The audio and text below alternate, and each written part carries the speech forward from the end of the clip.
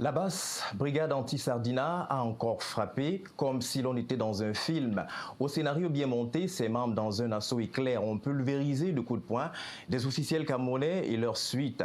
Comme cela se voit en image, évidemment, ce n'est pas un kidam qui a été frappé, c'est un ministre, en fonction le ministre de la Jeunesse. Une agression tristement spectaculaire qui donne matière à débattre dans un grand moment de télévision, des esprits libres, mus par des analyses percutantes qui passent au scanner, des sujets aussi brûlants ayant marqué et meublé l'actualité. Ce soir, aussi loin de toute violence et de toute attaque, notamment celle du ministre, en Belgique, l'objectif de nos caméras fixe les salles d'audience de nos tribunaux où les avocats ont brillé par leur absence, là de subir des violences physiques dans l'exercice de leurs fonctions. Au banc des accusés de ce désordre institutionnel, les forces de l'ordre censées prêcher l'ordre pourtant. Le doigt, sans doute sera dit, mais surgissent dans l'esprit moult interrogations, notamment quels peuvent en être les impacts, voire les incidences de cette désertion des prétoires par les hommes en robe noire. Le 20h ce dimanche questionne les faits et marque en simultané un arrêt majeur. Question notamment de garder ou encore de regarder évidemment cette mise en garde du MINAT, le ministre de l'administration territoriale. De toutes les façons, le 20h ce soir essaye donc de cristalliser les attentions des uns et des autres. Mesdames, Messieurs, tenez-vous bien, surtout installez-vous confortablement. Bienvenue à Accent 237.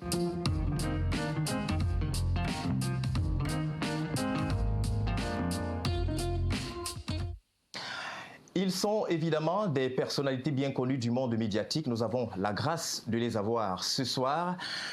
J'allais dire, ils sont entre autres des hommes politiques, ils sont avocats, ils sont également universitaires, sociologues et psychologues.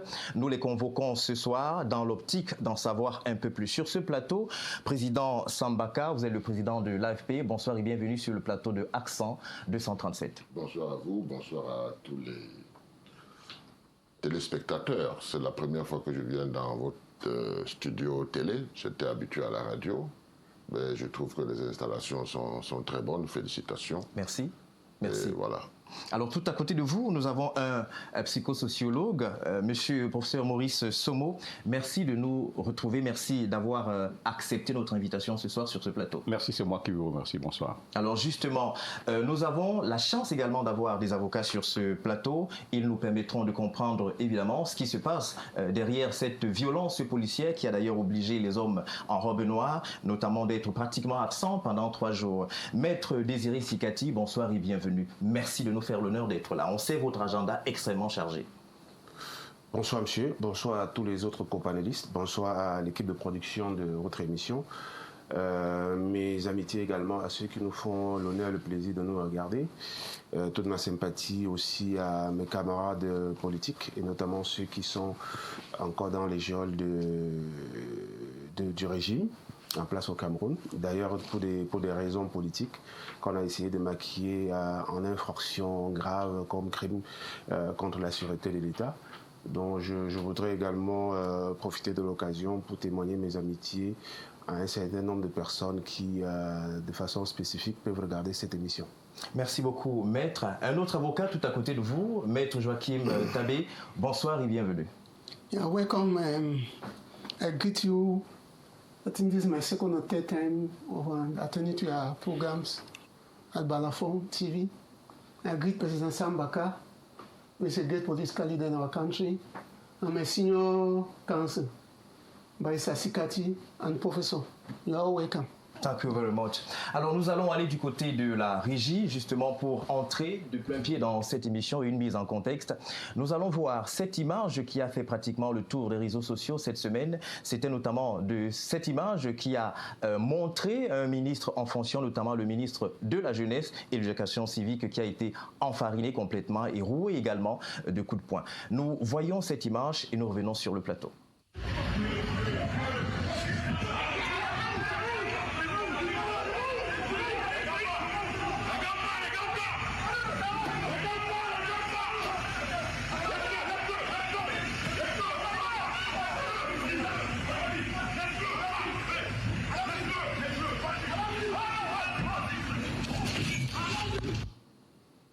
Voilà cette image qui nous met de plein pied dans ce programme. Président Cyril Sambaka, que vous inspire justement cette image de cette attaque, comme on vient de le voir?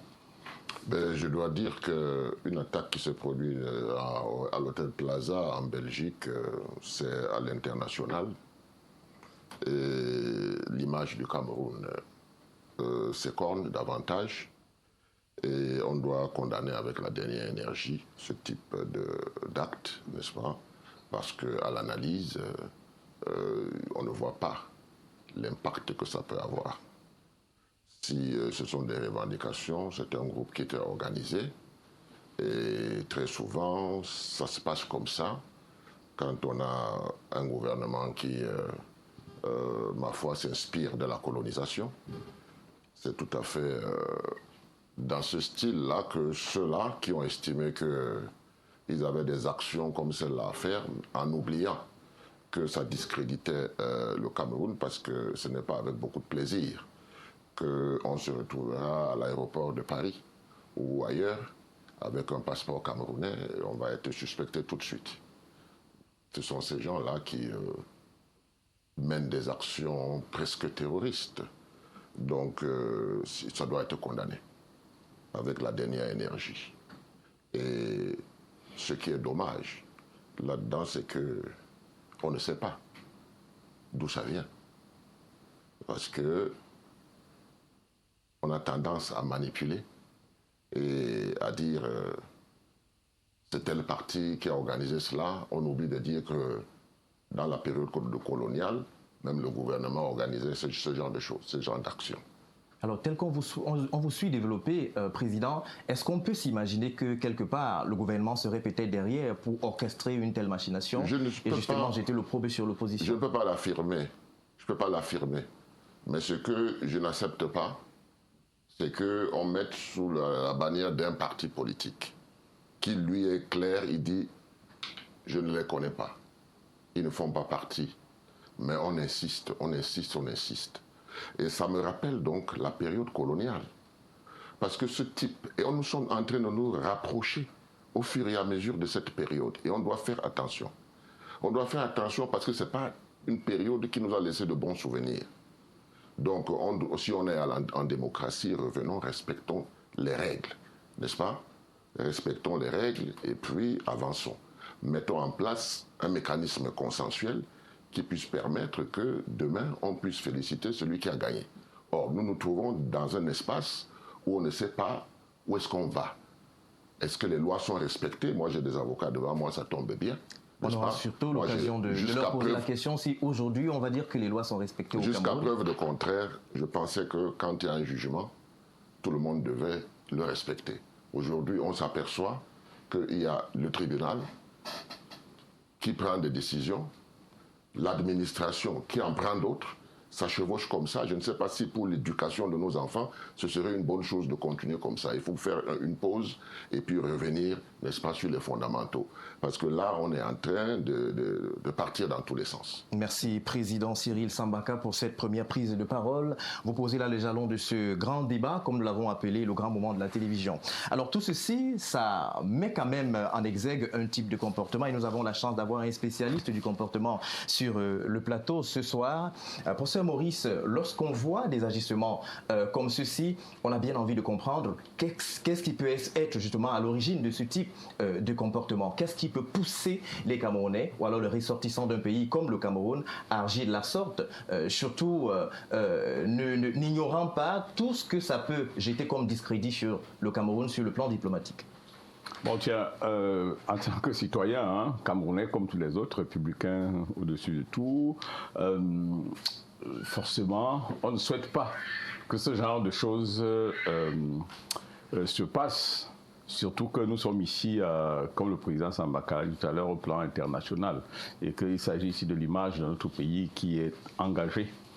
Bon, ça, en tant que citoyen, en tant que Camerounais, je suis embêté que ce genre de situation arrive. Et je n'ai pas suffisamment d'étoffe politique ou administrative pour dire je condamne. Parce que le mot je condamne, c'est un bien trop gros mot. Je condamne. Qu'est-ce que ça veut dire je condamne? Je ne sais pas. Dire peut-être je ne suis pas d'accord, peut-être encore. Il faut l'accepter ainsi. Mais au-delà de tout ça, je voudrais, dans la posture de spécialiste des questions sociales plutôt m'interroger. Oui. Oui, ça dit que je préfère simplement susciter un certain nombre d'interrogations. Nous vous suivons, nous écoutons. Comment en est-on arrivé là? Tout à fait. Pourquoi est-ce que cela est arrivé? Quelle est la genèse de ce qui est arrivé? C'est un phénomène social, comme vous avez qualifié de comportement. Il y a un comportement, et à la base d'un comportement, il y a un ensemble d'éléments circonstanciels qui conduisent à un comportement.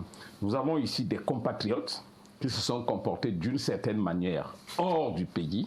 La question n'est pas de... Enfin, le problème, c'est pas... Si vous voulez, la sortie, c'est pas de condamner, mais c'est de se poser des questions, les bonnes. Pourquoi on est arrivé là? Qu'est-ce qui a fait qu'on en arrive là? Et là, je pourrais peut-être interroger l'histoire. Allez-y. Interroger l'histoire.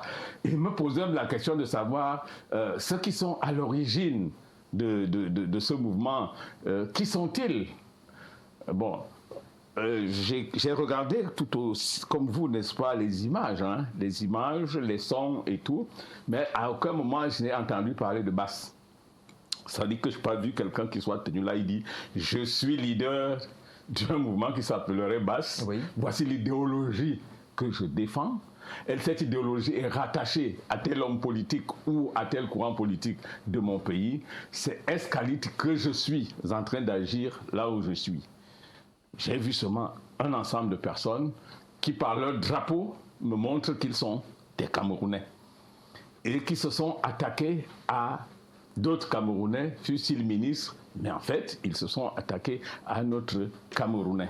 Donc, alors, si c'est établi qu'il s'agit, comme on le dit, de la basse, en ce moment, il faudrait s'interroger sur l'origine de la basse. D'où vient-elle? La basse vient d'où? Et comment en est-elle arrivée là? Qu'est-ce qu'elle revendique concrètement? Et là, lorsqu'on aura, n'est-ce pas, si vous voulez, lorsqu'on aura éclairé tous ces éléments, peut-être, probablement, on trouvera une explication. Je voudrais sortir en disant que, visiblement, c'est des Camerounais qui ne sont pas contents, tel qu'on a vu. Contents de quoi? Franchement, ils ne sont pas contents. Contents de la façon dont le pays est peut-être gouverné? De quoi sont-ils contents? Semble-t-il, ils ne sont pas contents de la manière dont les choses sont faites dans ce pays. Mais il n'y a pas seulement là-bas que les gens ne sont pas contents. Même ici, à l'intérieur, il y a des gens qui ne sont pas du tout contents. Bon, mais est-ce que si les gens ne sont pas contents, est-ce que c'est de cette façon-là qu'il faut manifester son mécontentement? Bon, ici, c'est vrai que l'explication est tout trouvée. Ici, au pays, il y a quand même la vigilance de l'autorité administrative qui fait que, quel que soit le niveau de mécontentement, on s'étouffe. Mais avec le risque d'implosion aussi que cela comporte. Là-bas, au nom de la tolérance, d'une certaine tolérance, ou si vous voulez, d'une certaine liberté d'action et d'opinion, peut-être ils ont trouvé le champ propice pour agir. Bon, maintenant, lorsque j'ai dit tout ça, j'ai dit je ne vais pas donner une opinion politique, je me limite ici sur ce plateau à ne faire que des analyses sous un angle sociologique. Sous un angle sociologique, vous êtes le médecin de la société, vous l'avez dit, et vous soignez aussi, vous remarquez les comportements dans la société en tant que psychologue. Nous avons sur ce plateau, nous l'avons dit, Joachim Tabé, barrister, how did we get here? Can we suspect a bad governance to explain this, what we have seen? Yes, and at the same time, no. Yes. Why yes? Yes, and why no? When people are so frustrated with the problem of governance of their country, when a child cries in the house and the father cannot listen to the worries of that child, at a certain point, that child will leave their house and go to the street.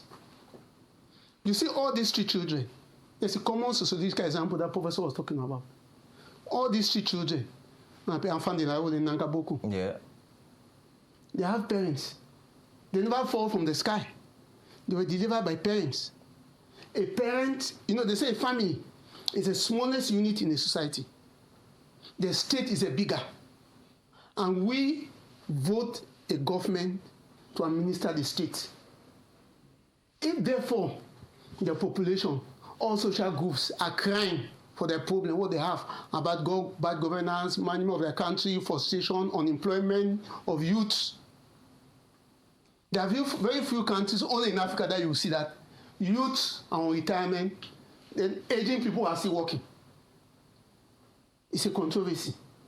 You see people on 90 years and more, they are still working, and the youth are unemployed. I know my colleagues, I was fortunate, I went out of the country to come and practice law.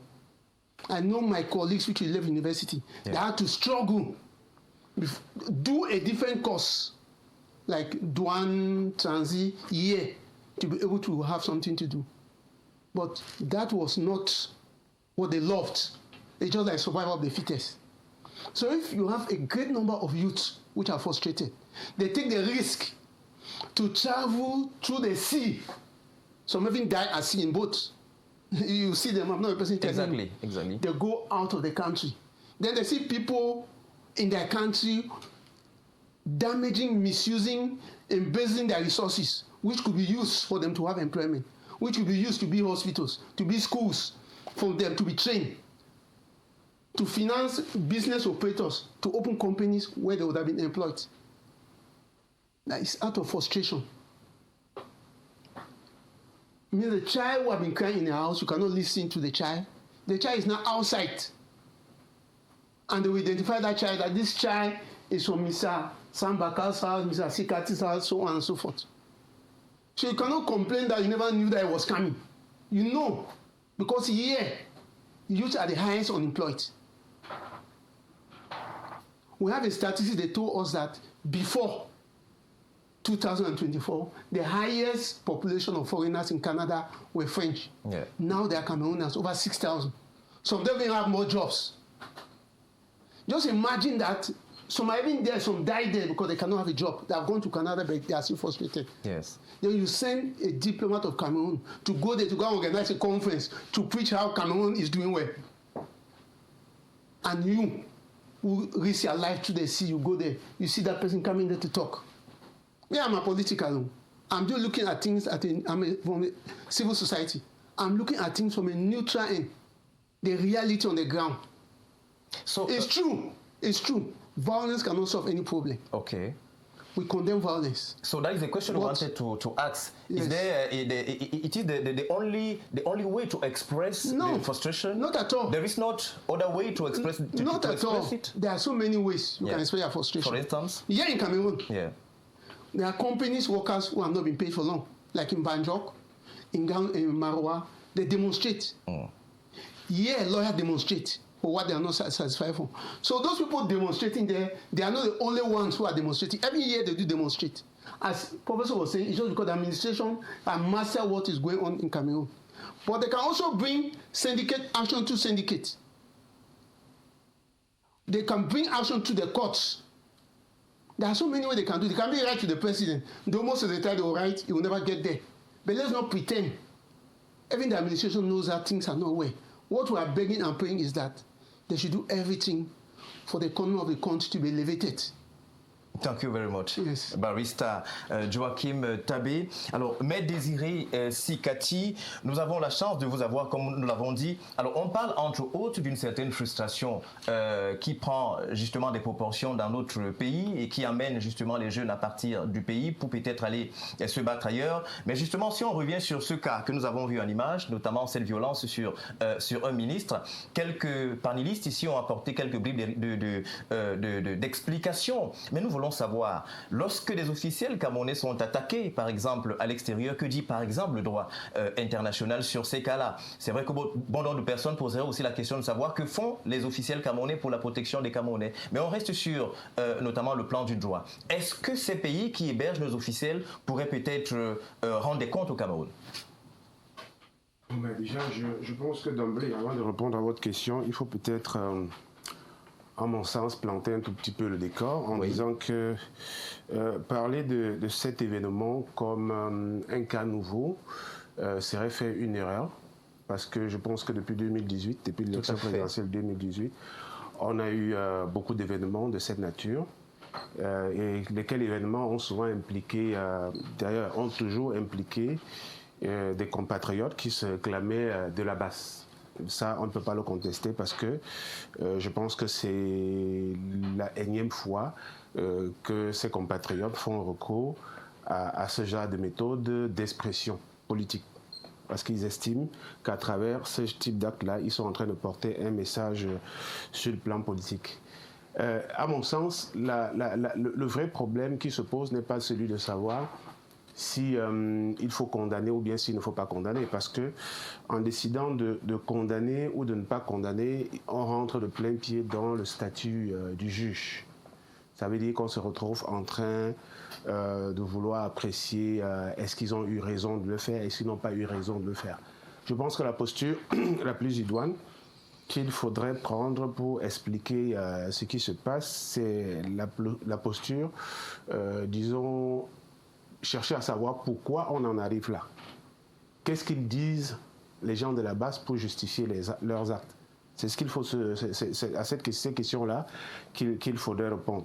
Maintenant, je pense aussi que s'agissant d'un événement qui implique un certain nombre de compatriotes qui sont pour la plupart basés à l'étranger, je me serais attendu à ce que, vous pensiez aussi à peut-être dans le mécanisme de la nouvelle technologie à travers la vidéoconférence, peut-être convier un des membres de la BAS à cette émission, une intervention à distance pour qu'il vous explique quelles sont les raisons pour lesquelles il pose des actes de cette nature. Voilà, donc je ne pense pas qu'il soit de notre rôle, parce que j'estime qu'il faut que des explications soient apportées. Maintenant, les explications ne peuvent être apportées que par ceux qui posent les actes. Il n'est pas... Je me trouve dans une position inconfortable que de vouloir expliquer ce qui n'est pas de mon ressort. Parce que je dois avouer que, comme tous les Camerounais, je découvre ça sur les médias sociaux avec beaucoup de surprises. Et c'est, à mon avis, un peu trop demandé à des Camerounais qui ne sont pas impliqués de juger, de dire si c'est bon ou bien si ce n'est pas bon. Je voudrais quand même rappeler que le Cameroun, en Afrique, le Cameroun n'est pas le seul pays dont les compatriotes font recours à ce genre de méthode, soi-disant pour exprimer leurs sentiments politiques. On a vu quelques images du Congo, d'autres pays. Oui, on en a vu au Sénégal. Lorsque Ousmane Sonko a été emprisonné au Sénégal, je pense qu'il y a eu un mouvement d'humeur de la sorte de la part des Sénégalais de France, peut-être même beaucoup plus violent, qui reprochait au régime de vouloir utiliser les institutions judiciaires pour museler l'opposition. On en a vu également avec des ressortissants ivoiriens de France, des Congolais, de la RDC, des Congolais du Congo-Brazza. Donc en fait, c'est devenu un peu comme un rituel au sein des communautés africaines pour s'exprimer. Pour exprimer ce qu'ils ne peuvent pas exprimer directement parce que beaucoup considèrent qu'ils sont en exil, non seulement pour des raisons économiques et alimentaires, mais aussi pour certains parce que ils ne trouvent pas chez eux le régime de la liberté, le régime factuel des libertés qui leur aurait permis d'exprimer leurs idées dans le cadre d'un environnement politique convenable. Maintenant, la question qu'on peut aussi se poser, c'est, et qui m'amène à répondre peut-être de façon indirecte à votre question, c'est celle de savoir si, dans le contexte occidental, il est souvent fait recours. Est-ce qu'on a des organisations qui font recours à ce type d'acte-là pour se faire comprendre? Je pense que, en tant que journaliste, certainement, vous avez entendu parler des Gilets jaunes en France. Tout à fait. Voilà, des Gilets jaunes, des organisations syndicales qui n'ont pas pour leitmotiv de s'exprimer de façon violente, mais qui n'hésitent pas à recourir à des actes souvent qualifiés de violents pour s'exprimer.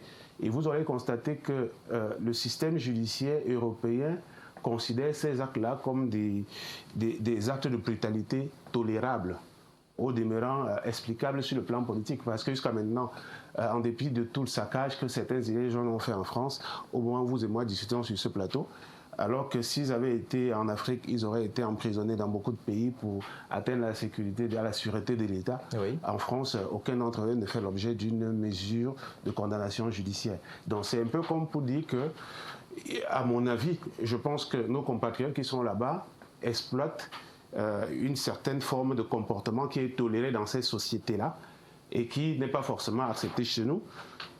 Pas parce que c'est des actes tellement gravissimes, mais tout simplement parce que nous sommes dans un contexte, la plupart des pays africains, notamment les pays de l'espace francophone, qui ont des longues dictatures au pouvoir, sont dans une situation où on ne tolère pas une forme d'expression.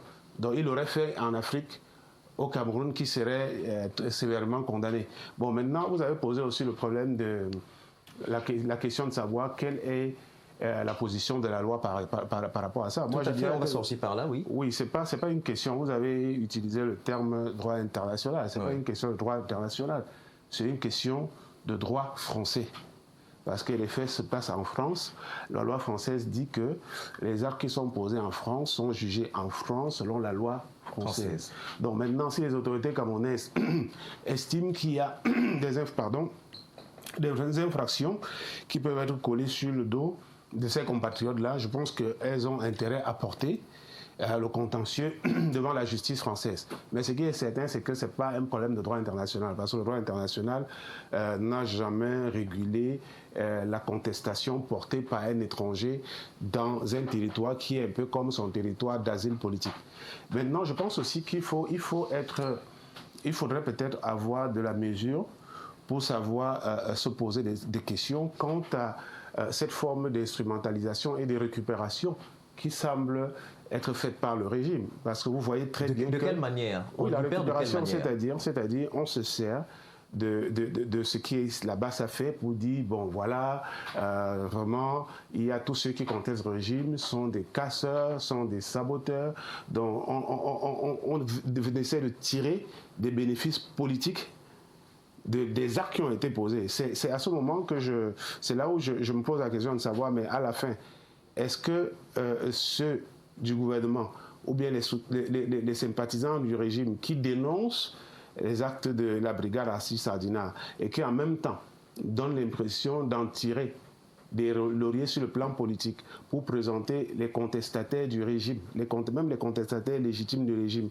comme des gens qui sont contre le Cameroun. Est-ce qu'à ce moment-là, on ne devrait pas s'interroger sur la question de savoir si même ce régime ne fait pas sciemment de mettre certains de ses représentants dans des situations conflictuelles afin que des actes comme ça soient posés et que ça fasse les choux gras des débats et que ça fasse les choux gras de la presse. De toutes les façons que ça profite au régime. Oui, c'est la question que je me pose. Merci beaucoup, maître. On revient à vous. Alors, président Cyril Sambaka, on a vu des officiels dans d'autres pays se déplacer et normalement avoir toute une ceinture, un cordon sécuritaire autour d'eux. Alors, maître Sikati parle ici notamment de quelques éléments qui se fait peut-être à esprit, à dessein, pour jeter le propre sur l'opposition, pour justement tirer des profits politiques. Alors, la question que nous vous posons, est-ce que le gouvernement peut être comptable de ce genre de fait pour n'avoir pas suffisamment sécurisé ses officiels?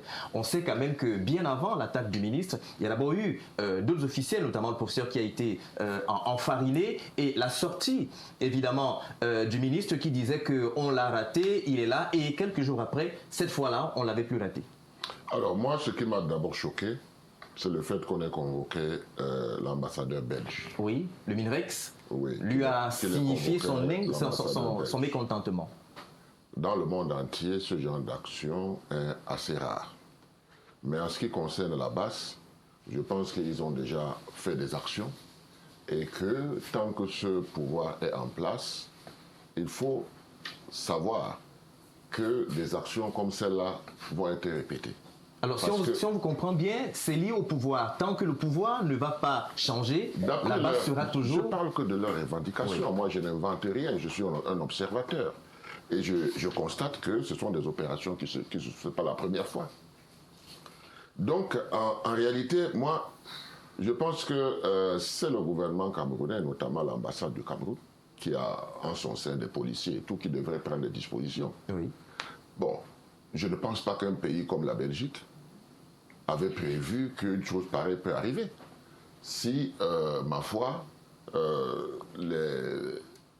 l'ambassadeur et son personnel avaient prévenu la police, forcément que la police aurait sécurisé l'endroit. Et vous voyez que ce n'était pas à l'ambassade, c'était dans un hôtel. Et cet hôtel n'était pas fermé parce qu'il y avait une conférence. L'hôtel était ouvert.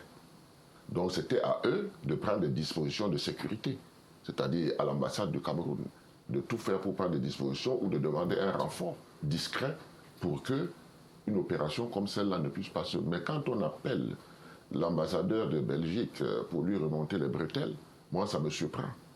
Ça me surprend parce que ils ne sont pas monsieur, madame Soleil pour savoir que désormais les Camerounais, et puis évidemment, peuvent être suspectés des gens qui arrivent et manifestent malheureusement. Moi, j'ai vu l'ambassadeur avec du sang qui coulait. Tout à fait. Alors, à ce moment-là, moi, je ne suis pas avocat, je ne suis pas de la justice. Je ne sais pas si la farine et le sang sont considérés de la même façon. Mais ça ne fait pas bonne figure d'avoir un ambassadeur d'un pays, parce que c'est l'ambassadeur du Cameroun. Même si il a été nommé par quelqu'un qu'on conteste, n'est-ce pas? C'est l'ambassadeur du Cameroun, c'est lui qui est la vitrine du Cameroun là-bas. Si on le voit ensanglanté, ce n'est pas du tout une bonne chose, c'est choquant. Oui. Vous comprenez? Moi, personnellement, ça m'a choqué. Parce que je me suis dit, il faut chercher d'autres moyens de manifestation, mais il ne faut pas faire couler le sang, parce qu'un accident était vite arrivé, et ce monsieur pouvait être mort aujourd'hui. Tout à fait. Tout à fait. Merci, Président Cyril. On va revenir à vous.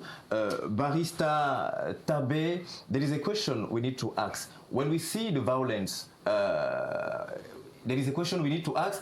Is there the only way to express the frustration? That's a question we previously asked. And then, is there a way, is there a program? Can we say that violence is a political program? Not at all. Because there is not something else to offer, and then it's also violence, only violence. No, I think, as I said before somebody gets to the point of violence, we assume that he has tried all other measures to bring peace, to bring his problems to the understanding of those in charge of the administration. And if you cannot get any solution, then that violence is the last thing that can happen. And I don't think those who are doing that act, they have taken all the steps necessary to have their problem solved or to bring it to the attention of the administration. What they are doing, as I said before, is because of frustration. They are not happy, as President Sam Baka said, with the system in place because of what they see, what they have been living. So what can in we Cameroon do now? And out of Cameroon. What can we do to avoid this type of action in the future? I said it before that the government should give a listening ear to the citizens, particularly to the youth. If the youth in this country are 70%, which means that if you can only have 30%, 50% of the youth to vote for you, you are sure to win an election. If 60% of Cameroonians are youth, or 70, then you have 50% of them to vote for you. Then you can win you already won an election. So if the youth are crying, we have to understand. Because it's the government themselves that says that the youth are the Cameroonians of tomorrow. If those Cameroonians of tomorrow are the one behaving like that, then if they hand them this Cameroon, what will it become? It means it will be chaos. So at times, as they said before, the administration, those in power, can use this situation to say that these are the irresponsible youth. You are claiming that we should hand over power to them. Thank you very much, Barrister. Alors, on est dans l'étape des solutions. Monsieur Somo, qu'est-ce qu'on peut faire pour, à l'avenir, éviter ce type de choses, comme disait le président Cyril Sambaka, qui jette quand même de l'opprobre sur le Cameroun. Je crois que le Cameroun serait, à travers cet acte-là, décoté un tout petit peu sur le plan international. Bon, naturellement, quand on connaît le pourquoi des choses, on peut trouver des solutions. On parlait justement d'écouter ces jeunes qui ont besoin de s'exprimer. Est-ce que l'écoute seule suffit? Est-ce que quelquefois on n'a pas tellement écouté les gens dans ce pays et que rien n'a changé? Ce qui s'est passé en Belgique est en fait lié à un concours de responsabilité des uns et des autres. Éviter que cette situation n'arrive plus, c'est que chacun, en ce qui le concerne, assume ses responsabilités. La responsabilité est de la part de ce membre du gouvernement qui sait très bien, qui connaît mieux que quiconque le contexte sociopolitique actuel. dans notre pays et à l'extérieur. Il a vu, et les autres companistes l'ont dit, des faits similaires qui se sont déroulés. Et cette fois-ci, on a vu des gens essayer même d'apparenter l'hôtel où résidait le chef de l'État. On se souvient avec le moment du Code entre si 2014 et 2015. Si les compatriotes peuvent essayer de s'attaquer au chef de l'État, pour la plus forte raison, un ministre de la République.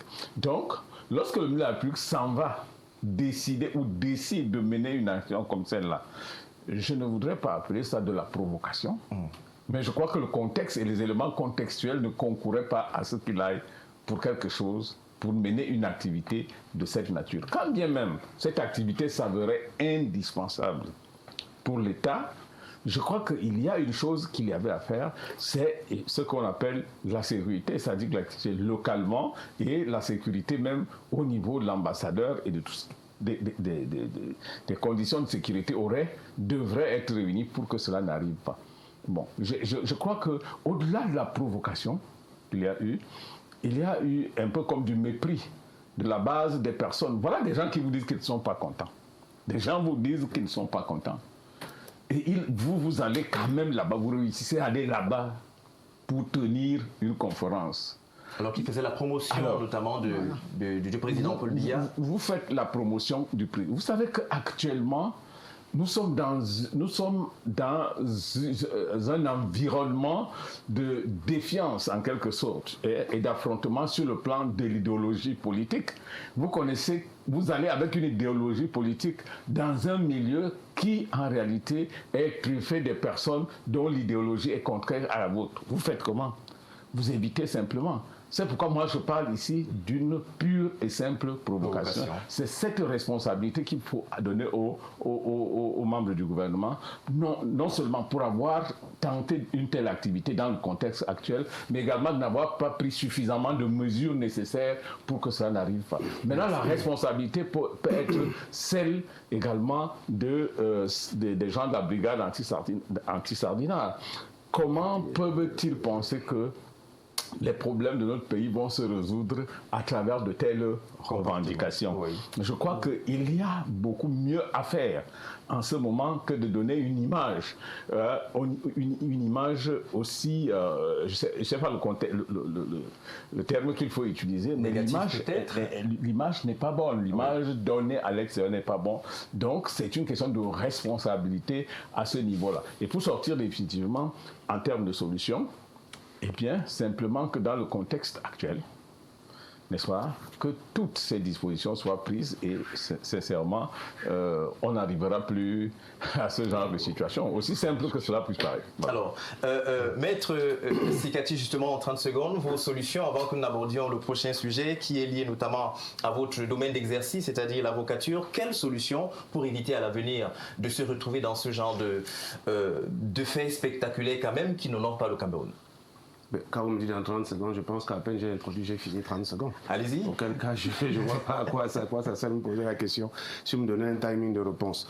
Bon, je crois qu'il faut quand même se rappeler que quelques jours avant l'incident qui a impliqué le ministre de la Jeunesse, il y avait déjà eu des attaques contre un certain nombre de compatriotes, parmi lesquels je pense que certains ont dit que le ministre de la Jeunesse se trouvait parmi ces compatriotes, et il se trouve que ce n'était pas lui qui était impliqué, ou bien qui avait été la victime. Mais j'ai quand même trouvé surprenant que le ministre de la Jeunesse fasse une communication relayée sur les réseaux sociaux pour dire que ce n'est pas lui, mais qu'il donne quand même rendez-vous, voilà, à des compatriotes à tel endroit, en disant qu'il sera à Bruxelles. Et avec une expression qui est sortie pour ceux qui sont courageux. Voilà, pour ceux qui sont courageux, on peut se retrouver, ou alors vous pouvez nous parler par visioconférence. Voilà, donc c'est pourquoi je vous disais tout à l'heure, lors de ma première prise de parole, que j'ai le sentiment que quelque part, du côté du régime, on souhaite même que des choses comme ça se passent, parce qu'on voudrait en tirer profit sur le plan politique afin de créer la diversion, créer la scission entre les Camerounais, amener les gens à débattre sur des problèmes subsidiaires alors qu'il y a des problèmes de fond. Donc maintenant, vous avez posé la question de savoir comment faire pour en sortir. Moi, je pense qu'il faut peut-être écouter les revendications de ces personnes-là. Il ne s'agit pas des revendications, on ne demande pas au gouvernement d'apporter des solutions à un groupe de personnes de façon spécifique. Il faudrait se poser la question de savoir est-ce que ce que ces personnes revendiquent correspondent aux besoins de l'intérêt général au Cameroun. Quand je constate par exemple, parce qu'ils disent par exemple que le Cameroun n'est pas un état de droit, il y a des prisonniers politiques au Cameroun, est-ce que c'est vrai qu'il y a des prisonniers politiques? Oui, il y a des prisonniers politiques au Cameroun. D'ailleurs, le Comité des droits de l'homme de l'ONU le rappelle. À chaque session du du Comité des droits de l'homme de l'ONU, le Cameroun fait partie des pays qui sont épinglés. Et l'année dernière encore, le Cameroun a été épinglé comme l'un des pays où les droits de l'homme sont les plus chosifiés, les plus maltraités. Et je voudrais d'ailleurs rappeler que le Cameroun, bien qu'étant partie aux instruments internationaux de sauvegarde des libertés publiques et des droits de l'homme, a décidé de ne pas respecter les décisions rendues par le groupe de travail sur la détention arbitraire, qui dit que le groupe de travail a dit que un certain nombre de Camerounais condamnés déjà par les tribunaux militaires incompétents pour juger des civils étaient en prison pour des infractions dont on dit être des infractions de droit commun, alors qu'en réalité, il s'agit des infractions politiques. Ça, c'est pas moi qui le dis, c'est la communauté internationale, c'est un organe important de la communauté internationale dont le Cameroun est membre qui l'a dit. D'autre part, il y a aussi le problème de ce que je peux appeler une forme une politique unilatérale, l'unilatéralisme politique du régime, c'est-à-dire cette tendance à vouloir déterminer les règles du jeu politique selon les convenances du régime, sans y associer la société civile, les partis politiques de l'opposition. Parce que quand je pose le problème comme ça, on rentre dans le cadre de ce qu'on appelle le consensus politique. Dans toutes les sociétés démocratiques, les règles du jeu en matière de démocratie, en matière électorale, font l'objet d'une acception commune. Ça veut dire, vous ne pouvez pas avoir un pays où c'est le régime en place, le pouvoir, qui décide de tout, nomme les membres de la... Alors ça nous amène justement vers la troisième thématique de cette émission. On aura l'occasion d'en parler amplement, mais puisque vous avez la parole, vous la gardez. Vous êtes avocat, qui de mieux que vous pour enclencher cette partie. Alors on a vu que pendant 3 jours cette semaine, les avocats ont mené ce qui pourrait être taxé notamment d'une opération Palais-Mort. On a vu les hommes en robe noire que vous êtes, qui ont brillé par leur absence dans les prétoires. Et la question qui justement a été posée, c'est que voulez-vous? Est-ce que cela est lié notamment à cette violence policière que l'on a vue? Bref, que voulez-vous, maître, vous les avocats? Non, je pense que je vais aborder la réponse à cette question de la même façon que j'ai abordé la réponse à notre première thématique. Oui. C'est-à-dire qu'il ne faut pas commenter juste le résultat, il faut commenter les causes du résultat. Tout à fait. Pourquoi est-ce que les avocats décident de faire un débrayage professionnel? Parce qu'ils sont victimes de violences dans le cadre de l'exercice de leur profession. Parce que les avocats, en tant que rempart d'une société où les droits de l'homme et les libertés publiques sont respectés, se retrouvent être pris comme les bourreaux, voilà, d'une certaine catégorie de forces de maintien de l'ordre qui perçoivent l'avocat comme un ennemi. Je le dis pourquoi? Parce que des cas où les avocats se font agresser physiquement, intimidés, menacés dans le cadre de l'exercice de leur profession sont légion. Vous vous souvenez certainement du cas de Maître Abongwa, Maître Tanfou, même dans la presse anglophone. Oui. Voilà, les sévices imposés aux avocats font partie des catalyseurs qui ont déclenché la crise du Nozo. Tout à fait. À côté de ça, vous avez le fait qu'en dépit de toutes les dénonciations, de toutes les plaintes qui sont faites, non seulement par les avocats qui sont victimes de ces actes-là, même les dénonciations du Conseil de l'ordre des avocats, en dépit des engagements pris par les représentants des structures de tutelle des personnes mises en cause dans ces actes-là, jusqu'à aujourd'hui, il n'y a jamais eu de justice. D'ailleurs, je n'ai pas souvenance qu'un seul policier ou bien gendarme qui s'est retrouvé impliqué dans les actes de brutalité contre les avocats, à ce jour fasse l'objet de poursuites. Allez un peu voir dans C'est justement l'une des curiosités. On s'est posé la question avec les cas de Maître Tanfou ou d'autres avocats qui ont été justement violentés. Peut-être que si des sanctions avaient été menées contre ces personnes-là, ça aurait changé la donne, mais jusqu'ici, c'est pratiquement niet. Non, ben disons que quand vous parlez du cas de Maître Tanfou, j'ai jamais envie de vous dire que dans son cas, il se trouve que lui, il est mis en cause et poursuivi au même titre que les gendarmes qui ont commis des actes de brutalité sur lui. Donc, ça veut dire qu'on a quand même une justice qui a réussi, en fait, qui semble vouloir faire l'équilibre des rôles, voilà, entre l'avocat et ses bourreaux. Et ça pose vraiment un problème, c'est-à-dire le problème de savoir s'il ne s'agit pas d'une systématisation, voilà, de la répression vis-à-vis des avocats, parce qu'on les perçoit un peu comme des gens qui empêchent de tourner en rond. Voilà, donc j'ai voulu prendre l'exemple des pays de tradition commune comme le Sénégal, la Côte d'Ivoire.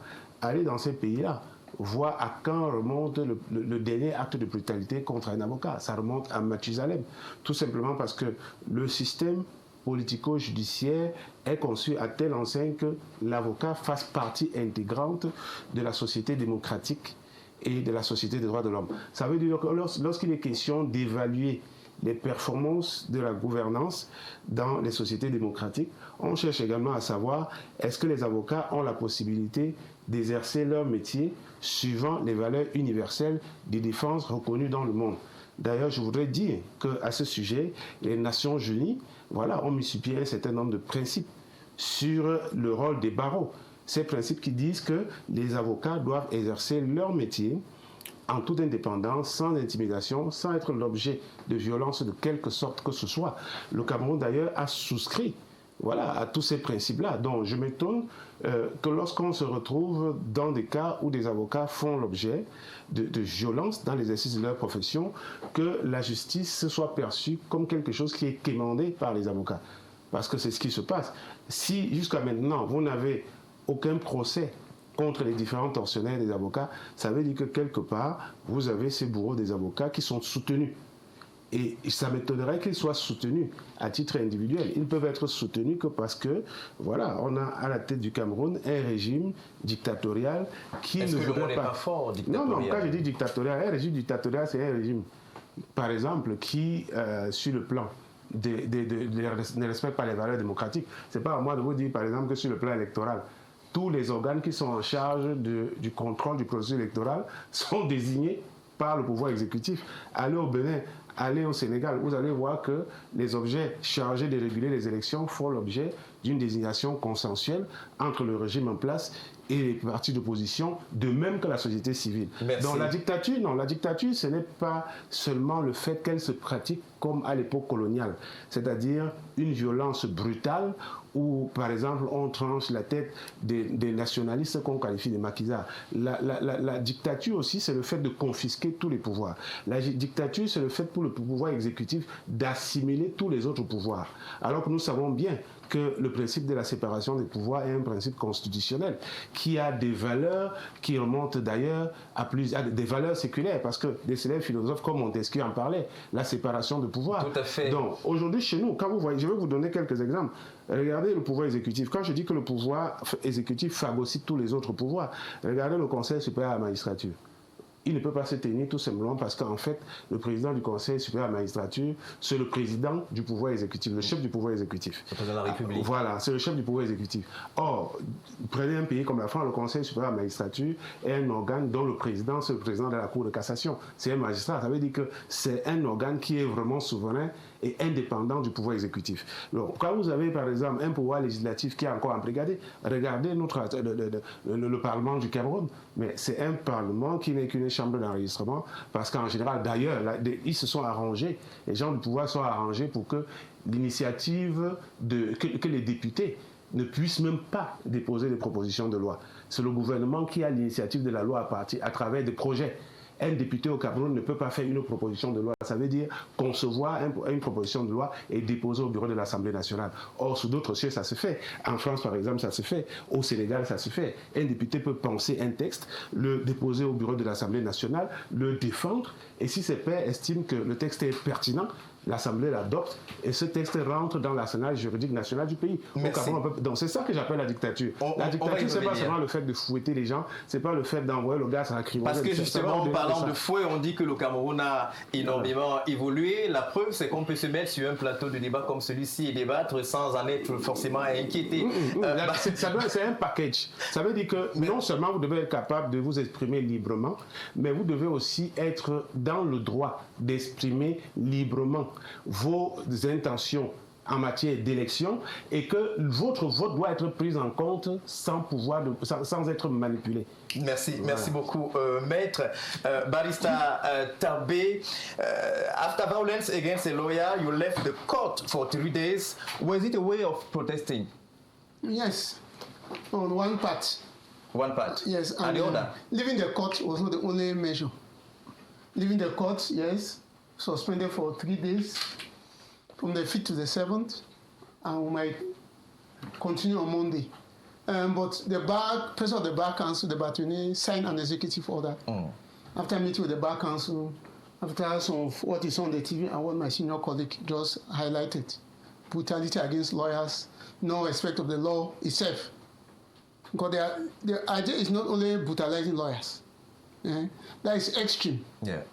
The problem is that we have laws in this country. That is, I can say, is copyright. You know, when we are writing an exam,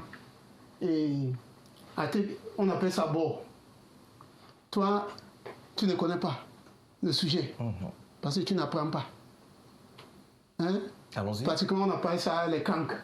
C'est-à-dire, tu vas tout simplement copier tout ce qui est là-bas. Sans chercher à changer la moindre chose. La moindre des choses. Tu viens déposer ici. Tu ne prends même pas le temps de les réviser. Ça veut dire que tu peux même avoir devant toi, tu as eu 100%, on a tiqué. Mais ce n'est pas toi qui a composé. Alors, si on te demande une question de sujet que tu viens de composer, que tu as une mention, tu ne connais pas. Si on s'en tient à ce que vous dites, ça veut dire que nos lois sont des copies conformes des lois d'autres pays. Lesquels, par exemple? Quel pays? Par exemple, on nous impose que pour avoir telle chose, le prêt à la Banque mondiale, il faut tel système de documentation. Il faut que vos juridictions aient tel code de procédure pénale. Que quand on arrête quelqu'un, il est libre. S'il a un domicile fixe, vous ne devez pas le garder. Les gens qui ne sont pas militaires, on ne doit pas les juger dans des tribunaux militaires. Vous acceptez tout ça, vous copiez, vous venez coller, mais vous ne les appliquez pas. Parce que ce n'est pas de votre coutume, vous ne le connaissez pas. Vous ne pouvez pas forcer quelqu'un à faire ce qu'il lui ne peut pas, ce qu'il ne connaît pas. C'est simple. So the idea is that the lawyers are not only protesting for the brutality. That brutality is extreme. They are protesting even the institutions of the republic. Yeah. That the laws we have should be at least applied. I'll give a very simple example. We have a document, I call it the Bible, of criminal procedure, the Criminal Procedure Code. It's very simple. When a person is summoned, either by a gendarme or a police station, through a complaint to the State Council, the State Council either note enquête et déférement ou enquête et compte rendu. It means that the policeman, the commissioner who is taking that document, he has instructions. If he doesn't follow the instructions, they call it under the military code violation de consigne, something like that. If you don't respect, if the gendarme or the police officer doesn't respect instructions of the State Council, it's an offense. It's safe. But sometimes they will take someone that have committed a grievous offense. The State Council say enquête et déférement, they will never defer him. If that man doesn't have a lawyer to follow that file, to inform the State Council back what is happening in that brigade, that matter might end like that. So the lawyers were protesting for the respect of the laws of the land that have been applied, and secondly for the brutality against lawyers. This 3 days executive order is not the only thing. We have decided that since we are noticing that the government, the administration in charge, they are not taking any action, visible action. Some people might argue that ce n'est pas tout ce que l'administration fait, les sanctions internes qu'on doit connaître. No. When a situation is bad, whatever action you take must be known. So when a principal of a government school takes bribe or does not respect the instruction of the Minister of Education, these days, today, they announce on the radio, he's changed the next day. C'est-à-dire le lendemain, on les remplace. Oh oui. Si on dit que les pensions ne doivent pas être payées en espèces au proviseur, et un proviseur prend de l'argent, on le remplace le lendemain. Je le suis. Pourquoi pas les gendarmes? Ils ne sont pas des fonctionnaires. Pourquoi pas les policiers? Look at what happened with Metin Gaou. Même un bandit, lorsqu'on l'a déjà maîtrisé, on n'a pas besoin de le brutaliser. On poursuit un bandit quand il n'est pas encore. On a déjà arrêté quelqu'un le maîtriser et en bas, vous les torturez encore, vous les portez, vous jetez dans un pick-up comme c'était un caillou. Mais quand même. Alors, après ces 3 jours de grève... Non, après il y a des jours... poursuites. Oui, après ces 3 jours de grève, est-ce que vous avez le sentiment d'avoir été écouté? Non. On n'a même pas besoin. Ils nous ont écoutés parce que ce n'est pas parce qu'ils ne savent pas. L'administration, ceux qui sont en charge savent ce qui se passe. Parce que ce n'est pas de nouveau. Il y a eu plus, depuis 2024 à aujourd'hui, on a eu au moins 10 cas de violence contre les avocats dans l'exercice de leur profession. Ton client t'appelle qu'il est en détresse pour intervention. C'est le droit de l'avocat d'être là. L'avocat ne représente pas son client seulement dans les tribunaux et dans les commissariats. Même à un conseil d'administration. Si on veut vous discipliner, vous pouvez constituer un avocat pour venir ici à la conseil d'administration de l'Equinox pour vous défendre. Est-ce que vous le savez? Balafon, pardon, excusez-moi. Balafon, oui. Balafon pour vous défendre. Est-ce que vous le savez ça? Vous pouvez constituer un avocat pour venir dans un conseil d'administration. On vous a convoqué pour vous juger, pour vous défendre là-bas. Donc le rôle de l'avocat est trop large. Je ne sais pas pourquoi ici on limite le rôle de l'avocat. L'avocat n'est pas un agent provocateur. Qu'il faut seulement qu'il y ait un incident pour aller au tribunal, pour aller à la brigade. Son client l'appelle qu'on est en train de casser sa maison. Son rôle c'est de venir sur le terrain voir. Il doit rassembler les éléments de preuve. Il fait les photos, il demande ce qui se passe. Ce n'est pas au journaliste qui va demander d'aller faire. Votre rôle, si vous allez aller voir, ce n'est que pour filmer. Parce que lui, après, lui va engager des poursuites. S'il n'a pas ces éléments, il va faire comment? Merci. Merci beaucoup, Barista. Alors, président Cyril Sambaka, un avocat qui a pratiquement déjà été maîtrisé par 3 policiers, mais qui en même temps est roué de coups. La question que l'on se pose, c'est est-ce qu'il représentait véritablement une menace pour être traité de la sorte? Vous, en tant qu'homme politique, comment vous avez perçu la chose? Moi, je suis un homme politique, donc j'ai ma lecture de ces choses-là. Étant entendu que si je suis homme politique aujourd'hui, c'est parce que j'ai vu un avocat se lever, Maître Yondo Black, et défendre les Camerounais. Pour moi, j'ai une haute idée de ce métier et je respecte beaucoup ce métier. Mais je ne suis pas le seul à le constater. Un gouvernement qui a envie de s'éloigner de la démocratie doit avoir comme premier adversaire les avocats, puisque c'est eux les défenseurs. Ils s'effrayent à quel niveau? Le gouvernement du Cameroun est en train de pourrir complètement ce pays. C'est pour cette raison que je vous dis que nous sommes en train de nous retrouver dans les situations des années où on était colonisé.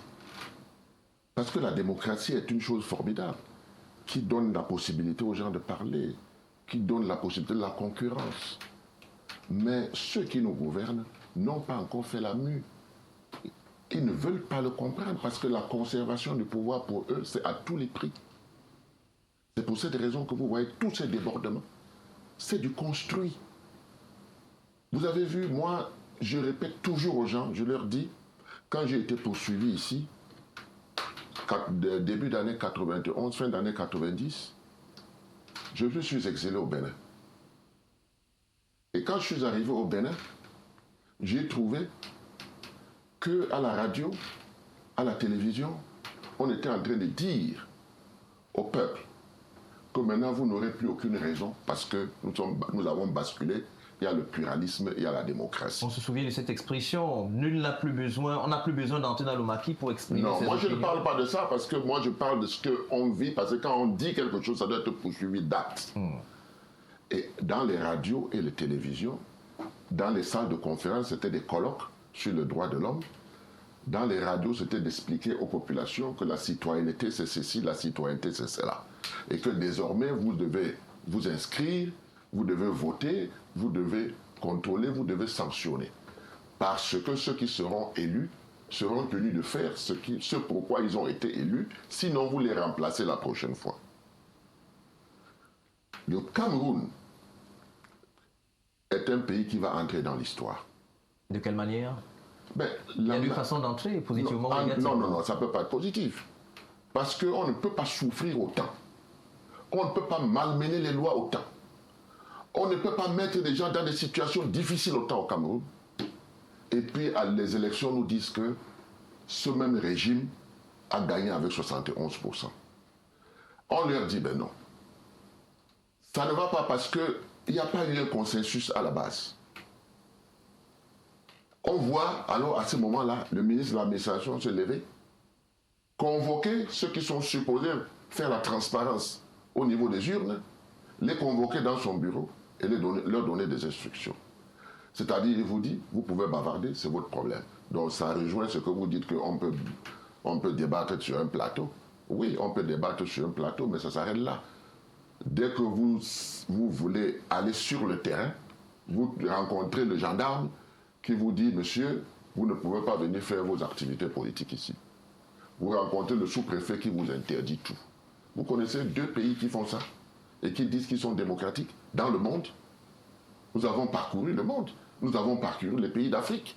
Ce qui se passe au Cameroun actuellement est exceptionnel. C'est pour cette raison qu'on dit, faisons la paix. Parce que là où nous entraînons les enfants et nos petits-enfants, moi je ne sais pas si on s'en sortira un jour. On ne peut, pour conserver le pouvoir, c'est tellement simple. Restituer le bonheur des Camerounais. Amener les Camerounais à être heureux. C'est ça l'objet, n'est-ce pas, du maintien au pouvoir, parce que ce sont ces Camerounais qui sont juges aujourd'hui, qui doivent aller voter. Mais si le mécanisme de vote est complètement cadenassé, ça pose un problème. Vous voyez l'engouement qu'il y a eu pour les jeunes qui voulaient s'inscrire partout, ils ont même été intimidés. Les partis politiques ont été intimidés pour dire qu'ils n'ont même pas le droit d'aller dire au quartier, allez vous inscrire. Vous comprenez? Donc il y a une succession d'événements qui montrent que ce pays a besoin de pacification. Parce que nous sommes en train d'aller trop loin. Et si on ne le dit pas aujourd'hui, c'est qu'on n'aime pas son pays. Parce que les Camerounais ne pourront pas supporter vita aeternam. Vous comprenez? Mais ceux qui sont au pouvoir pensent que par tous les moyens, il faut conserver le pouvoir. Mais la conservation du pouvoir, c'est d'abord de restituer le bonheur aux Camerounais. Mais vous ne leur restituez pas le bonheur. Nous sommes en panne à tous les étages. Dites-moi au Cameroun, qu'est-ce qui marche? Rien ne marche. Et on le crie, c'est comme si c'était une satisfaction de ceux qui nous gouvernent de rencontrer des Camerounais qui disent que ça ne va pas. Ils ont faim, ils n'arrivent pas à envoyer les enfants à l'école. Il n'y a pas d'électricité, il n'y a pas d'eau, les routes sont cassées, etc., etc.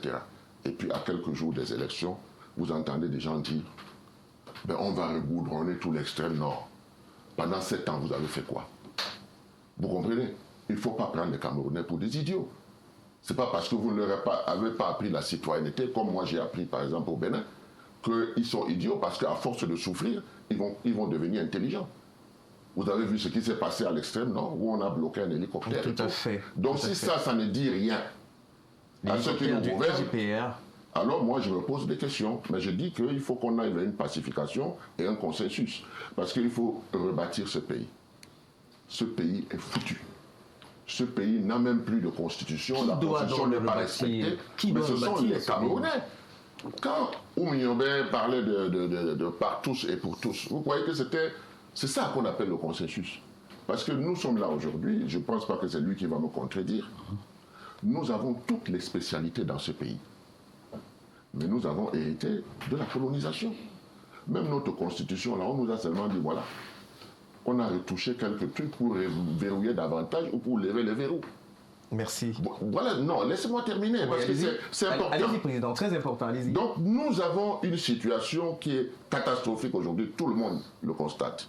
Maintenant, est-ce que les Camerounais sont capables de bâtir un nouveau pays par consensus? C'est ça la question.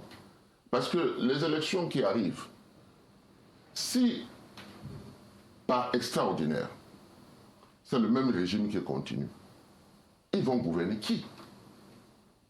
Vous comprenez? Ils vont gouverner qui? Parce que les gens en ont marre. Et tout le monde le sait. Donc il faut l'apaisement.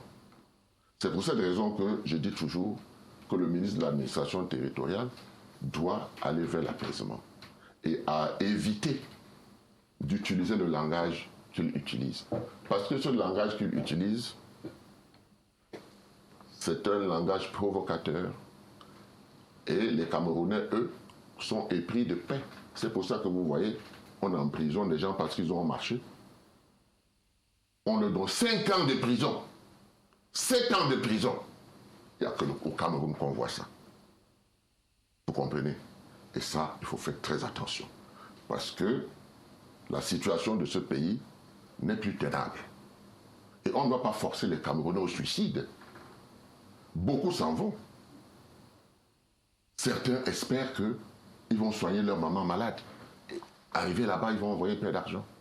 Le Cameroun est en cessation de paiement. Le Cameroun n'a plus de devises. Le Cameroun ne produit plus rien. Mais pendant ce temps, la décentralisation elle-même, nous l'avons espéré à un certain moment qu'elle devait venir apporter quelque chose. Jusqu'à présent, elle n'est pas effective. On a mis des régions. Président des régions, c'est législatif. Où est donc l'exécutif? On a laissé ça au gouverneur, c'est-à-dire au pouvoir central. Il y a autant de choses et de dysfonctionnements dans ce pays qu'il faut faire une pause. Et il faut que ceux qui nous gouvernent comprennent qu'on peut gouverner aujourd'hui, partir et peut-être revenir une autre fois, si ceux qui sont arrivés n'ont pas bien fait. Mais je pense qu'il est temps que les Camerounais eux-mêmes se ressaisissent, qu'ils s'inscrivent massivement, mais qu'ils ne se limitent pas à l'inscription, qu'ils participent, qu'ils soient partie prenante pour contrôler ce vote-là. Parce que ce qui peut sortir de ce vote, ça ne peut être que la vérité. Si on s'en tient au fait que les Camerounais sont partie prenante et ils veulent un changement dans leur pays. Mais personne ne peut accepter ce qui se passe aujourd'hui sans rien dire. Il en va de notre sacrifice. Nous, on peut nous sacrifier, ce n'est pas un problème. Mais nous avons envie que nos enfants, nos petits-enfants, connaissent le bonheur. Le bonheur, vous l'avez dit. C'est un pays béni des dieux. Merci, Président. C'est clair qu'on est en train de basculer. Nous avons pratiquement 12 minutes encore avant de sortir de ce programme. Alors, Monsieur Maurice Somo, est-ce qu'il y a un espoir que ça change? Lorsqu'on voit cette brutalité sur avocats, alors le président Cyril Sambaka a parlé d'un certain nombre d'éléments qu'il faudra prendre en considération. Mais est-ce qu'il y a espoir que ça change? Est-ce qu'il y a des signaux qui démontrent que là, ceux qui gouvernent le Cameroun sont en train d'écouter ce qui est dit? Bon, tout de suite, je vais vous dire, si vous avez votre enfant, vous allez à l'école avec votre enfant le matin, vous arrivez devant la cour de l'école et vous laissez votre enfant rejoindre les autres enfants qui jouent dans la cour. Vous restez là, vous observez, et votre enfant sait que vous êtes là, vous l'observez.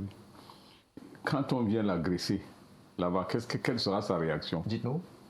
Mais sa réaction va retourner vite pour chercher où papa se trouve. Vous êtes pour venir, n'est-ce pas, chercher à être protégé, à être défendu. C'est ça, non? Oui. Je voudrais me mettre, non pas dans est-ce que les avocats ont tort ou ils ont raison de le faire, est-ce que je ne suis pas avocat et donc du coup, je ne peux pas me mettre à leur place. On a heureusement des avocats qui ont dit pourquoi ils en sont arrivés là. Moi, je me mets dans la posture de la société. Comment nous, la société, nous percevons le fait que des avocats soient tabassés?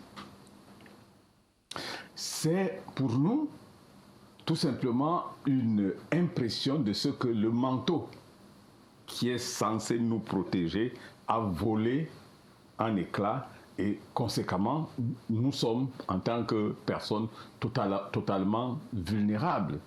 Lorsque je suis chez moi et j'ai un souci immédiat là, qui j'appelle en premier? Quand ce n'est pas du côté de la santé où je vois la police qui arrive chez moi, qui j'appelle en premier? C'est l'avocat. Tout à fait. Parce que je suis convaincu que celui-là va me protéger en faisant prévaloir ce que sont mes droits. Combien de Camerounais savent ce que leurs droits sont? Il y a très peu de Camerounais qui savent, par exemple, que le code de procédure, comment vous appelez, code de procédure pénale, dit par exemple qu'on ne devrait pas m'enfermer. Sinon, chaque Camerounais, dès qu'il voit la police, il donne les bras, on l'amène, on l'enferme. Parce qu'il n'en sait rien. Mais au moins, nous sommes persuadés qu'il y a des personnes dans un ordre de métier qui sont là pour notre protection.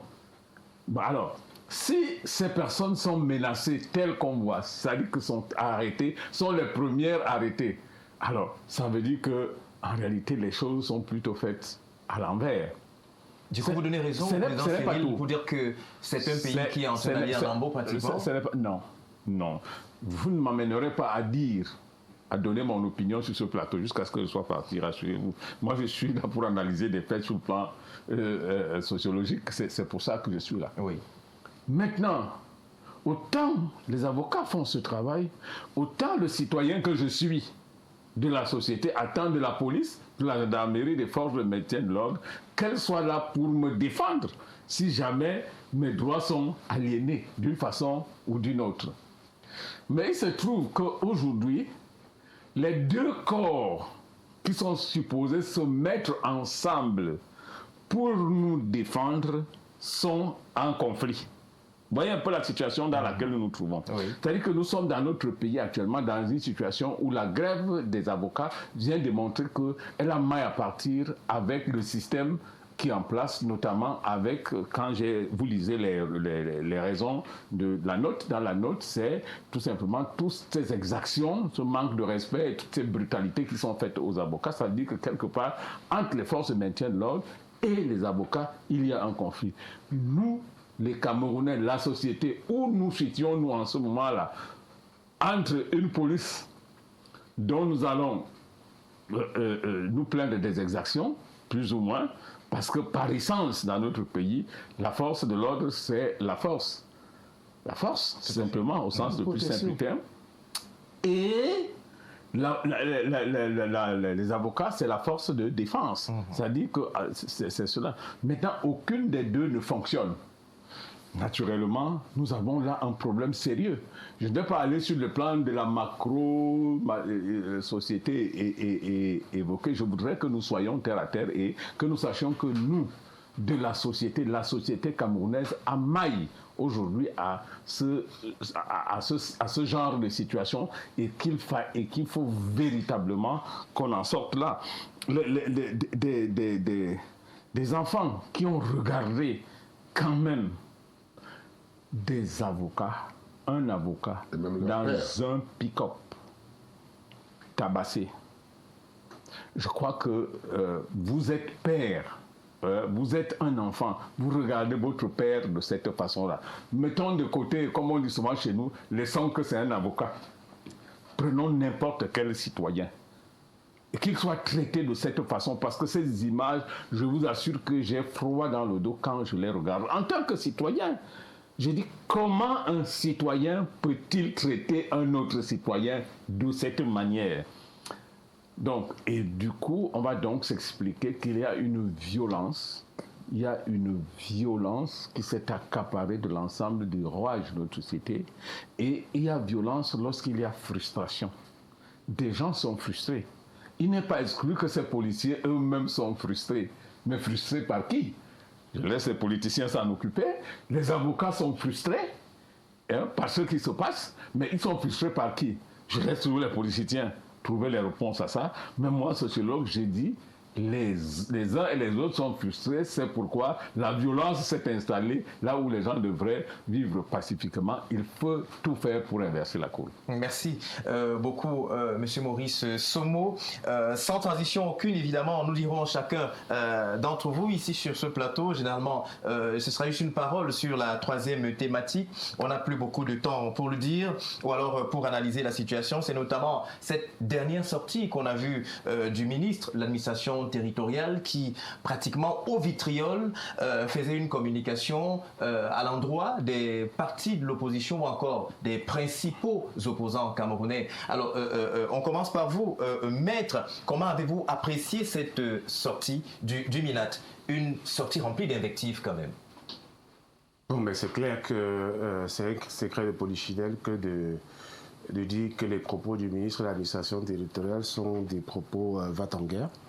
Il a en général une attitude belliciste qui ne convient pas à la fonction dont il assume la charge, parce que, voyez-vous, je pense qu'un ministre de l'administration territoriale ou bien haut commis de l'État doit affirmer sa fonction avec une certaine retenue de la réserve, une certaine élégance. Même quand un ministre s'exprime, ça doit quand même voir qu'il y a de la pédagogie et qu'il y a aussi que ça suscite du respect.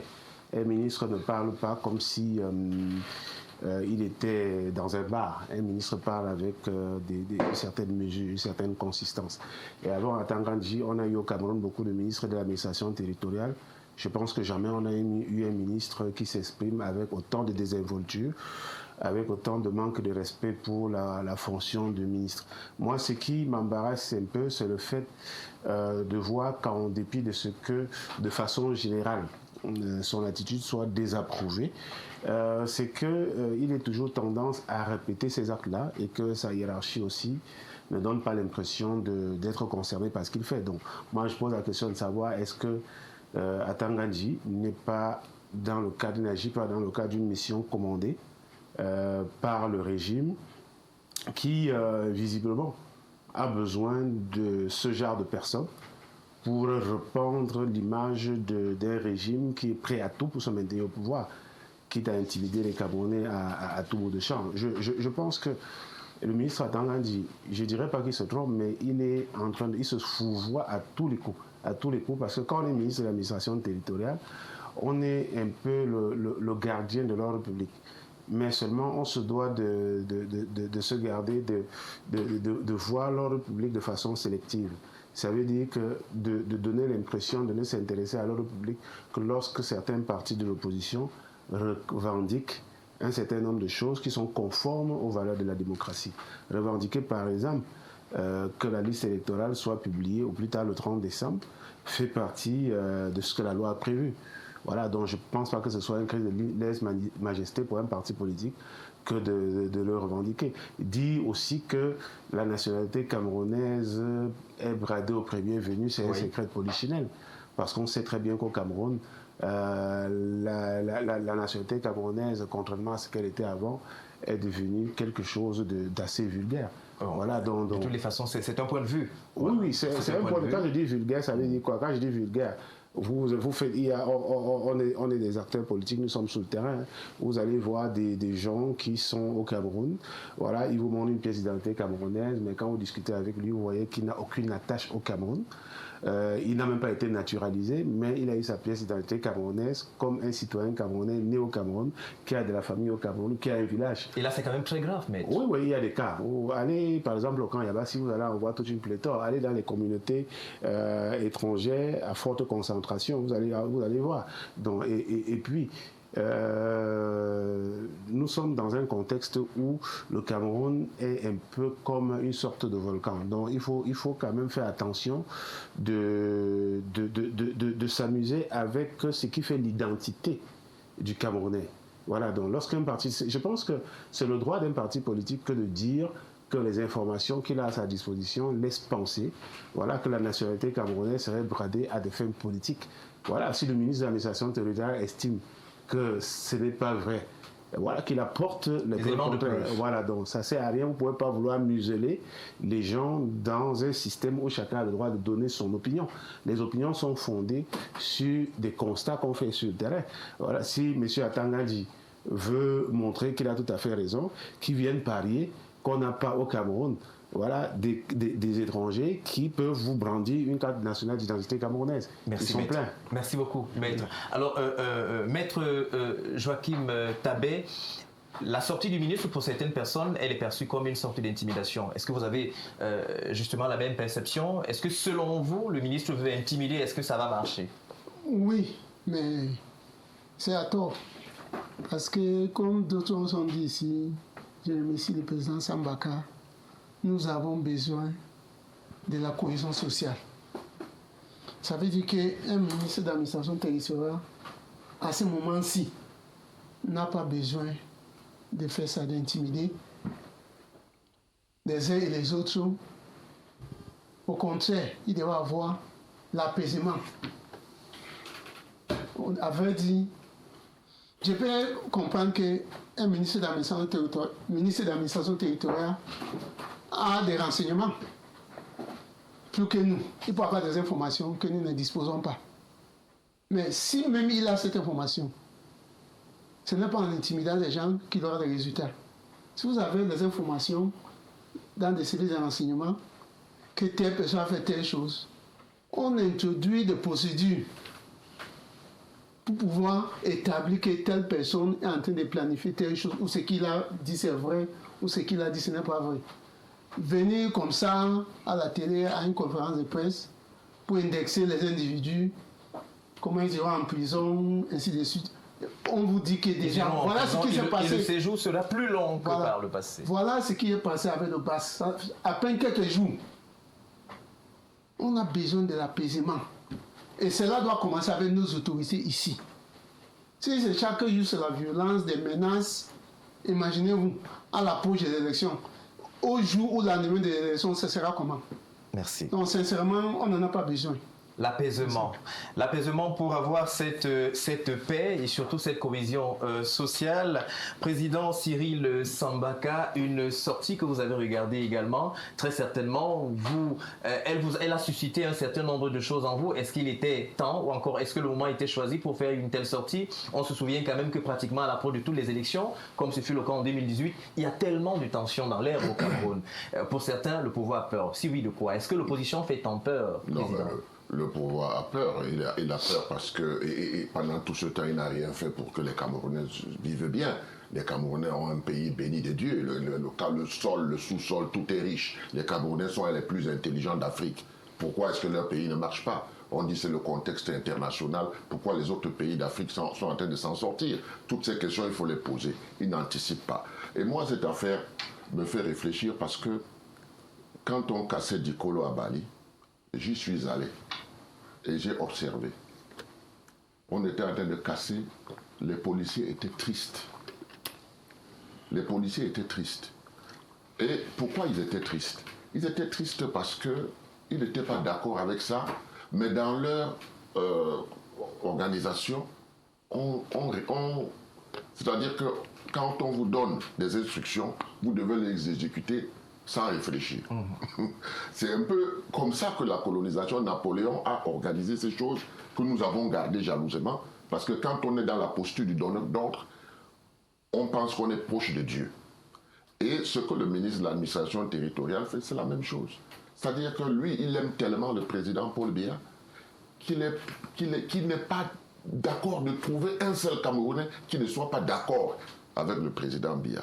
Alors, il est investi de pouvoir, et vous savez que c'est lui qui commande la préfectorale, c'est le préfet qui commande la police, la gendarmerie. Donc, il est prêt à utiliser tous ces outils-là pour que, ma foi, si vous n'aimez pas le président Biya, alors vous devez vous terrer. Vous ne pouvez pas exprimer. Il ne supporte pas qu'on fasse une proposition contraire. Vous voyez? Donc, on en arrive effectivement aux dérives. Il y a les partis politiques qui ont envie de s'exprimer. Dès qu'ils aperçoivent seulement qu'un leader de parti politique a amassé des Camerounais pour le suivre, n'est-ce pas? Ça l'embête. Et il cherche. C'est pour ça même sa sortie, comment elle peut se justifier, cette dernière sortie? Elle se justifie à propos de quoi? Qu'est-ce qui s'est passé? Rien ne s'est passé. Les partis politiques font leur travail et ils mobilisent leurs militants. Ils demandent aux Camerounais d'aller s'inscrire. C'est ce qui se passe. Mais plus il y a l'engouement à l'inscription, plus il y a la crainte. La crainte, il faut que ça aboutisse à quelque chose. Parce que si ça n'aboutit à rien, je peux vous jurer que ça sera intenable. Et il faut que les Camerounais sachent qu'il faut contrôler leur vote. Il faut que l'opposition camerounaise, même si l'opposition camerounaise n'arrive pas à trouver un seul candidat, il faut qu'il travaille avant, pendant et après les élections. Parce que celui de l'opposition qui va gagner, il faudra le soutenir. Parce que je ne suis pas sûr que ça va se passer facilement. Merci, Président. Je ne doute pas que le peuple de l'opposition est majoritaire au Cameroun. Maintenant, il faut aller sur les principes des mécanismes.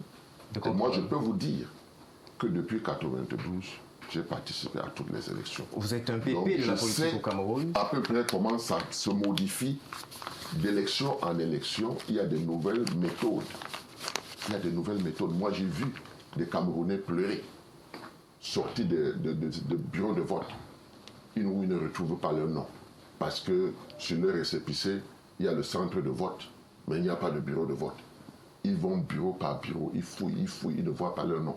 ils sortent de là en pleurant. Merci. Merci, Président. Donc les Camerounais doivent être très vigilants. S'ils veulent que la vérité sorte des urnes, ils doivent s'impliquer. Merci beaucoup. Ils doivent contrôler leur vote. Vous l'avez dit. On sort avec vous, Monsieur Somo. C'est justement pour sortir. On nous fait le signe du côté de la régie. Alors, est-ce qu'on doit avoir peur? Bref, quel est votre dernier mot pour sortir de cette thématique liée notamment à cette sortie? Qu'on soit bénéficiaire d'un décret présidentiel ou qu'on soit élu du peuple camerounais, ça ne donne pas tout ce qu'on fait, c'est pour et au nom du peuple. Avant que le ministre prenne la parole pour prendre des mesures sur un ton quel qu'il soit, je souhaite que le ministre se rassure que le peuple pour lequel il dit parler est avec lui. De même que les leaders politiques qui prennent la parole sur la place publique se rassurent qu'ils ont le peuple, ce peuple véritablement avec eux. C'est quand même assez regrettable que dans un pays comme le nôtre, en l'état actuel, n'est-ce pas, avec tous les risques qui nous rendent tous conscients, qu'il y ait encore ce ton que le ministre utilise, qui n'est pas acceptable, et que par ailleurs, qu'il y ait également de l'autre côté des gens qui disent agir au nom du peuple, tant qu'ils n'ont pas l'assurance qu'il s'agisse de cela. Dans tous les cas, mon seul souhait ici en sortant, c'est que chacun se rassure que tout ce qu'il fait, c'est au nom et pour le peuple. Merci Maurice Somo, vous êtes socio-psychologue. Merci au président Cyril Sambaka, président de l'AFP. Merci à monsieur Joachim Tabé. Merci à vous, maître Désiré Sikati. Merci infiniment à vous autres qui nous avez suivis depuis vos différents fauteuils. Merci justement si vous nous avez suivis du côté de Bamemboro, c'est à l'ouest du Cameroun. On se donne rendez-vous certainement dimanche prochain pour d'autres thématiques aussi alléchantes. Bonsoir.